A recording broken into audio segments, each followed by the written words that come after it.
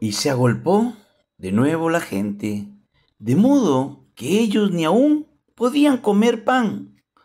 Cuando lo oyeron los suyos, vinieron para prenderle, porque decían, está fuera de sí. Pero los escribas que habían venido de Jerusalén decían que tenía a Belcebú y que por el príncipe de los demonios echaba fuera los demonios.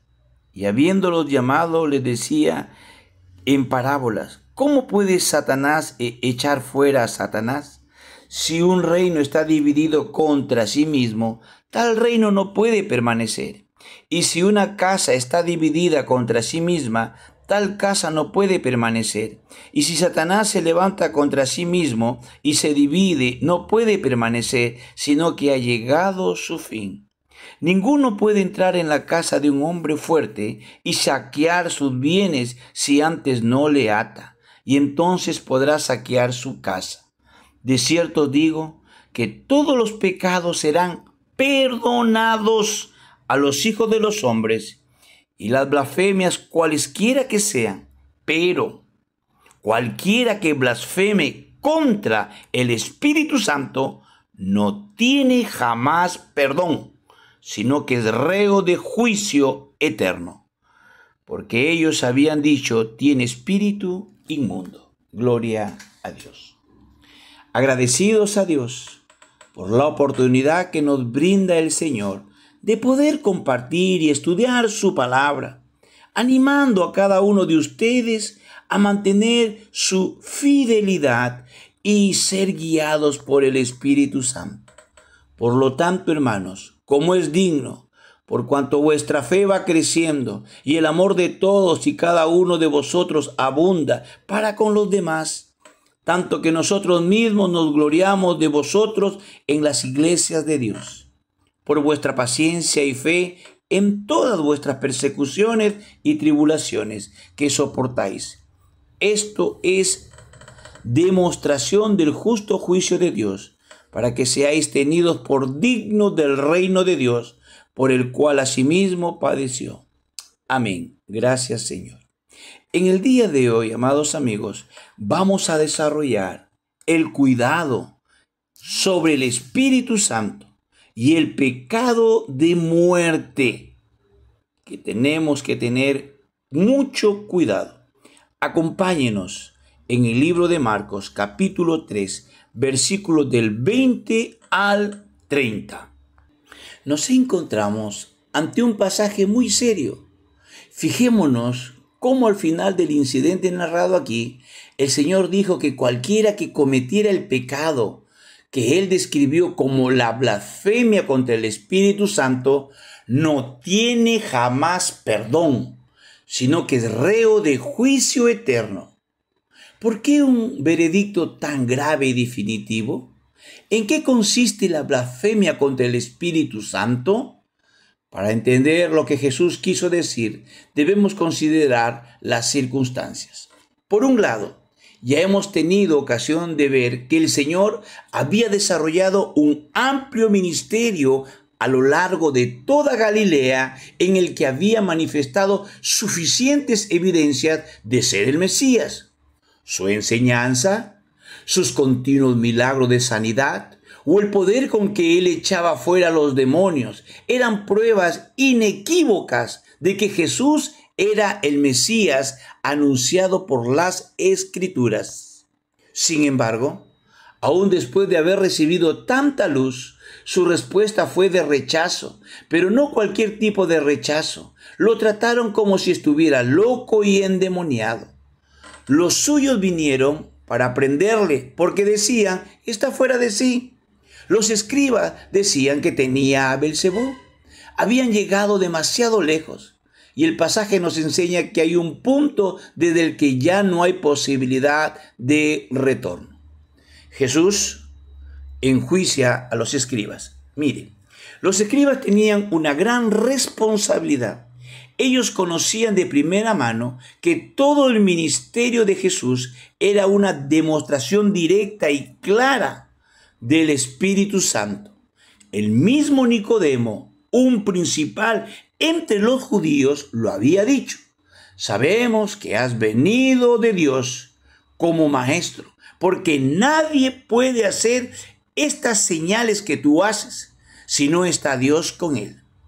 Pero ahora ellos, teniendo delante de sí mismo toda la evidencia, habían emitido un juicio condenatorio sobre Jesús. Le trataron de la peor forma posible. Dijeron que estaba endemoniado y que era un aliado del mismo Beelzebú. Esta decisión, una vez tomada deliberadamente, sería irreversible y haría imposible cualquier arrepentimiento. Pero ¿por qué era tan grave? ¿Por qué dijo Jesús que este pecado no sería jamás perdonado, pero sí todos los demás? Para comenzar, fijémonos en cómo llamó Jesús a este pecado: la blasfemia contra el Espíritu Santo. ¿Por qué se refirió a él de esta manera? Porque lo que estaban haciendo era resistir al Espíritu Santo. Esteban, antes de ser apedreado por dar testimonio de Jesús, les dijo lo mismo: duros de cerviz e incircuncisos de corazón y de oídos, vosotros resistís siempre al Espíritu Santo, como vuestros padres, así también vosotros. Entonces tenemos que preguntarnos, ¿cuál era la obra del Espíritu Santo que ellos estaban resistiendo?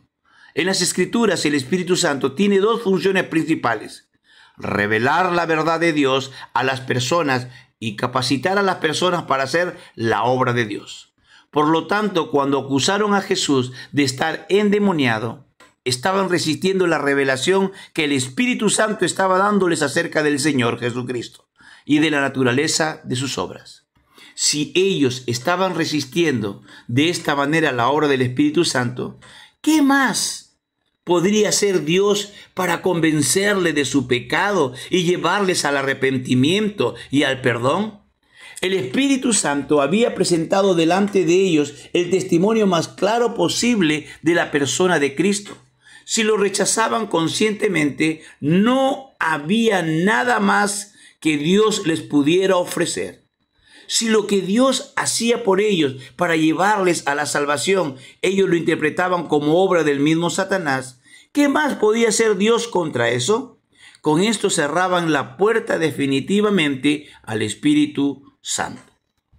El asunto que estamos tratando es realmente serio.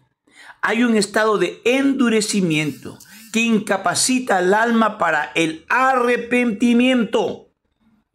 Pero para el ladrón, el adúltero, el homicida, hay esperanza. El mensaje del Evangelio puede hacerles clamar: oh Dios, ten misericordia de mí, pecador. Pero cuando un hombre se ha endurecido de modo que está decidido a no prestar atención alguna a los impulsos del Espíritu, ni siquiera escuchar sus ruegos de advertencias, se ha colocado a sí mismo en el camino que lleva a la perdición. Otras consideraciones sobre la blasfemia contra el Espíritu Santo. Pecar contra el Espíritu Santo no es una acción o una afirmación aislada, sino una actitud firme de hostilidad abierta hacia Dios, que rechaza su poder salvador.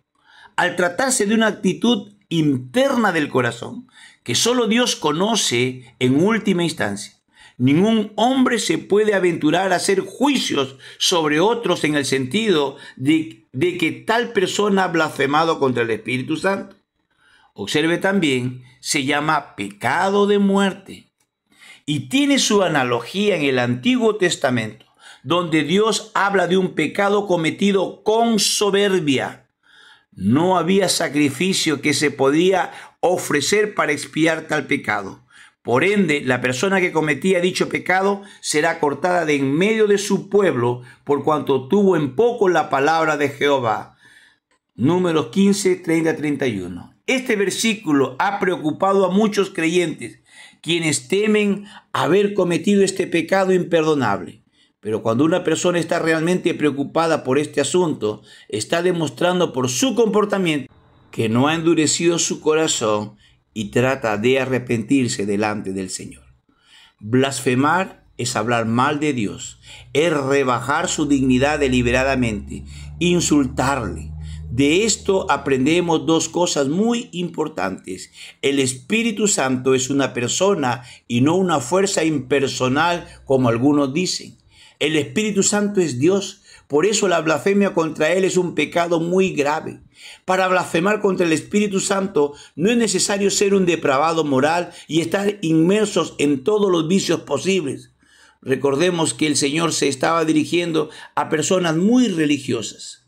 Notemos finalmente que el Señor Jesús habló de la condenación eterna y de la posibilidad de que un hombre quede eternamente en el infierno. Esta es una verdad terrible, pero es una verdad, y no podemos cerrar los ojos ante ella, ni engañarnos pensando que es imposible que un Dios de amor nunca permita que nadie vaya al infierno. Por lo tanto, si hoy escucha la voz de Dios, no aplace ni menosprecie el Evangelio. Póngase a cuenta con Cristo. El blasfemar, el rechazar al Espíritu Santo es pecado de muerte. Amén. Gloria a Dios. Como siervo que brama por las aguas, así anhela por ti, Señor, mi alma. Oh, mi alma.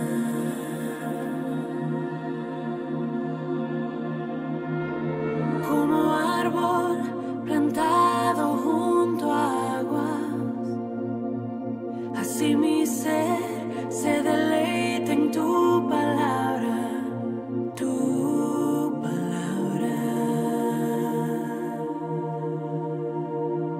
tu palabra.